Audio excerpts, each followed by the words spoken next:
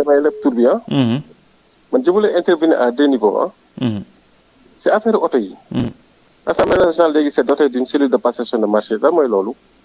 cellule de passation de marché dafa am ay évaluateur am président de la commission de dépouillement am secrétaire.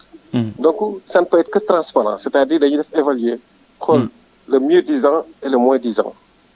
noonu la appel d'offre di amee dans les kii parce que man yàlla dimbali na ma liggéey naa quand même un peu dans les programmes yoo xam ne naan jënd ay matériels yooyu. d'accord. donc foofu président assemblée nationale mënul attribuer oto mënul attribuer marché bi à un fournisseur c'est pas possible. Pourquoi c'est pas possible? Parce qu'il y a une cellule de passation des marchés. Foofu dafa am ay évaluateurs et puis en nombre impair soit c'est 3 soit c'est 5 soit c'est 7. mais jamais même en nombre pair. ba pare dafa am secrétaire de séance boo xam ne dafay récapituler l'ensemble des travaux ak un président boo xam ne n'est même pas évaluateur de président de séance. donc wax jooju vraiment c'est à terre. Maintenant pour ce qui est des véhicules. c'est vraiment ramener le débat à un bas niveau. su ma gisee ñu naan assemblée nationale député war ñu am véhicule wala dañoo war a garder je sais pas si tu me permets de parler de parler de cette question là. d'accord allez-y rapidement. ok parce que xam nga boo jàngee am na lu ñuy wax la théorie des avantages comparatifs. en économie. gis nga ngay jox député yi une prime de 900 000 jusqu'au terme du mandat ça fait 54 millions. effectivement. d'accord léegi nga jënd oto yi. boo jëndee oto yi d'abord les véhicules seront toujours dans le patrimoine de l'Assemblée nationale c'est-à-dire député yi sax duñu ko moom. effectivement. je suis d'accord. Au terme de 5 ans les véhicules sont complètement amortis.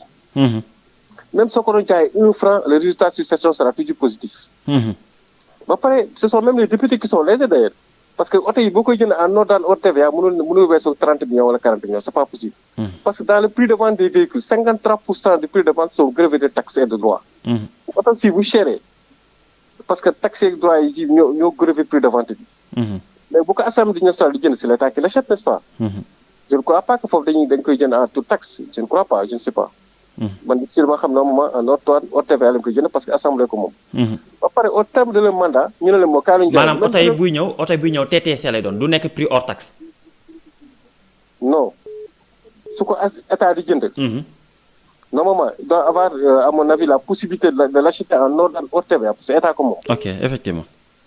Or, dans le prix de vente des véhicules, 53% du prix de vente est grevé de taxes et de droits. Si vous avez 8 millions, vous avez en toute taxe 17 millions. Ok. Parce que dans le programme Union européenne, on était exonéré de droits et taxes. C'était une convention signée entre l'Union européenne et l'État du Sénégal. D'accord? Donc, je donne auto quoi. Donc, il y a des taxes à Moufoul. Donc, ce qui fait que si vous avez Toyota, vous avez 8 millions sur les. À partir d'un appel d'offre. Si ñu koy jaay si ñu koy jënd en tour taxe sama gisee ñu koy afficher en tour taxe c'est presque 17 millions. Vous voyez la différence. Donc en tout état de cause c'est l'État qui gagne en dotant aux députés des véhicules. qui ne les appartient pas parce que cette catégorie toujours assemblée ko yor. je suis d'accord parce que tout assemblée moo nekk ci catégorie bi. d'accord mais est-ce que ci contexte bi ñu koy waxee aussi un pays qui est en ruine dëkk bi amul xaalis dëkk bi fi métti. donc et que premier ministre bi nga xam ne taxawoon na fi aussi wax ne moom d'accordul ci yëkkati oto buy jar 50 millions jox ko député te alors que discours yooyu noonu tey ñëw nañu bëgg a mel ni luy weddi seen bopp est-ce que du askan wi aussi foofu la ñuy taxawee quand même pour être en phase avec le président de l'Assemblée nationale. moi je parle du factuel ce que dit le premier ministre ça engage le premier ministre.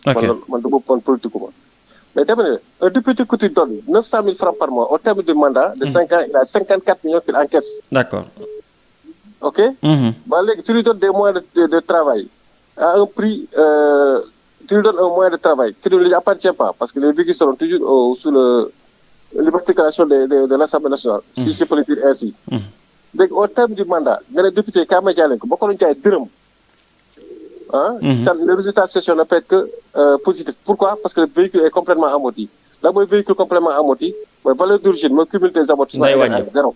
C'est vrai. Égal à 0. La valeur comptable est égale à 0. waaye léegi loolu lan la ci député yi lan la ci opinion publique di je sais pas moi di plaindre alors que soo xoolee boo defee la théorie des avantages comparatifs nga jox leen oto moo gën fuuf nga leen jox 900 000 francs par mois. ok. waaw quand même gars yi vraiment am nañu débat yoo xam ne dañu ko wàcce à un niveau trop bas. jërëjëf parce que quand j'entends Guy Marius Sagna dire woy xam nga ku ngay wax suukar koor ay assemblée de cette taille ngay wax suukar koor rek. Vraiment, nañu wax les urgences moo gën a xëyee quoi franchement je m'excuse nag. mais franchement lui il a un niveau très bas sur certains débats c'est des sujets qu'il fallait même pas poser na ko régler en interne s'il y a lieu. ok Pourquoi le poser en plaignant pour que des fausses qu'il a il y a des choses plus sérieuses quand même.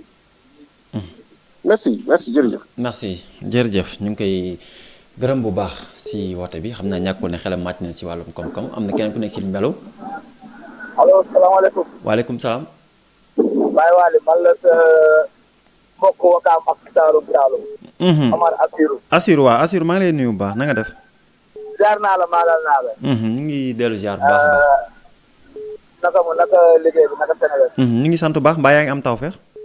alhamdulilah macha allah. ñu ngi lay teewlu baax si waxtaan bi Assirou. Man de Sénégal man Waly dafa am lu ma jaaxal. mooy lan si. directeur. PCA. ministre. nit moo ko fal nit moo leen fal ñoom ñëpp. te pourtant seen natable wul seen oto yi ñu leen di jox. léegi ñun dañoo bëgg am ay député yu misérable yoo xamante ne da nga leen di jël sànni leen noonu ñu Sénégal lu ñu yebee député yoo xamante ne des millions de Sénégalais ñoo leen fal voté leen. le député c'est le représentant du peuple en réalité. da ngay gis benn député benn kii boo xamante ne dañ koy fal pour 1 mois 6 mois 8 mois 1 an benn directeur général benn ministre. ñu jox ko dans de très bonnes conditions jox ko oto jox ko carburant kenn kaasu si. le député élu pour 5 ans. bon après mën nañ def comme bi passé au bout de 2 ans mais à la base il est élu pour 5 ans. kon jàpp nga ne impérativement le député doit avoir son véhicule. impérativement dafa war a am les moyens. ok pour se déplacer waaw. parce que man mii nga xamante ne dama nekk état daf ma jël recruter ma teg ma daf may jox ordinateur jox ma leneen li may liggéeyee. les outils de travail comme ça. les outils de travail qu'il faut le député bokk na si outil de travail am. ok maanaam pas outil de travail mais li nga xamante ne mooy accessibilité am pour mu mën a liggéeyam normalement. ba tey kat kenn kaasul ne directeur yi non waroon leen jox oto parce que li leen di fay jeex na mën nañ ci jënd oto kenn wax ko. kenn wax ko PCA yi. les députés ce sont les députés du peuple. peuple bee leen fal jox leen ba pare xaalisu peuple leen di ko El Malick il a eu l'intelligence rek jël xaalis bi comme waa ji génn sànq ni mu ko waxee. la tax jël mooy El Malick bu jëlee xaalis bi def ko def fi oto yi au nom de l'Assemblée. waaw mais c'est le Sénégal qui gagne. moo gën nga def 50 dajale 54 millions def yu jën léegi nag le prix des véhicules on peut en discuter. man nekkuma technicien ci véhicule pour xam mais El Malick li mu wax dafa leer naa ñu maanaam véhicule bu ne non seulement dañ koy xool ci contrat bi. entretien ci lay bokk te bëri na fii nii ci administration bi ay oto yoo xamante ne yàqu nañ lu yàgg jël nañ yeneen jox ko seen ligne te oto yaa ngi ci parking yi gaare. ok ci parking ministère yi wala direction yi gaare. bii nag El Malick ne ci biir contrat bi entretien bi yëpp concessionnaire moo koy defar assurance bi concessionnaire bee koy defar. mais El Malick dafa andi benn maanaam gain de temps boo xamante ne comme pas possible. comme pas man dama jàpp ne le député nañ ko jox oto ban oto nag là on peut en discuter. ok mais dama gis ne député boo xam day jógee fii dem ba Oré Fondé. jox ko oto bu baax. boo xam ne day dawal otoom fii ba Oré Fondé dugg ci lieu yooyu noonu boo ko joxee comme suñu xandarak jaar yi maanaam benn Clio yi 1 mois mu tas ko. da ko gàtt da ko oto bu baax. loolu mooy sama ligne de. man dama jàpp ne député Sénégal dañ ko bëgg misérabiliser alors que du député c'est un député représentant du peuple askan gi la fi nekk. d'accord mais est-ce que du discours premier ministre Ousmane Sonko bi mu nekk ci opposition bi tamit moom moo indi problème bi tey discours bi ñu doon wax naan du yoon ngay jël député jox ko oto 50 millions maa ngi koy wax la fois passée mais est-ce que tey du loolu moo indi tey le vrai débat tey bi nga xam ne. ñenn ñi seen gis-gis mooy le pourquoi ñoom respecté wuñ li ñu waxoon démb donc dañoo ñëw war seen kàddu.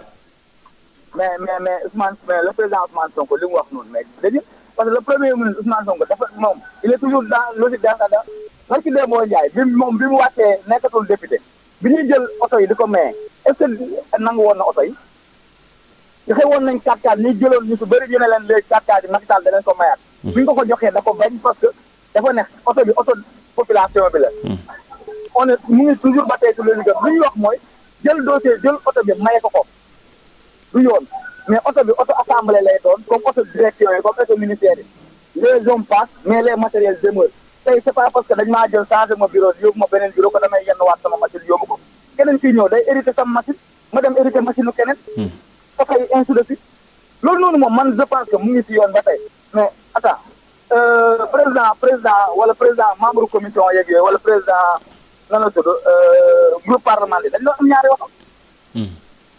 mais ñaari oto si benn nit boo xamante ne parce que yow yaay da ngaa am ñaari fonction si biir ñu jox la ñaari oto loolu El Malick bind na ko ak yeneen ak yeneen. moi je pense que. si yenn mooy réforme yu mu defoon si assemblée bi temps yi récemment. mais loolu man dama ne c'est à féliciter nañ toog mais gis nga en fait l'opposition en perte de vitesse. mu ñuy annulé si ay détails yoo xamante ne ay non député warul Macky Sall pour des raisons politiques moo tax mu supprimer woon oto député yi pour des raisons purement politiques parce que bëggul woon jox 80 députés yoo xamante ne opposant am lañ moyen ñu dem si àll bi dem liggéey dem wuti maanaam dem campagne yi à 2 ans des élections c'était juste ça purement politique léegi nag ni mu meloon mais nañ ko delloo gars yi ko nekk di yuuxu.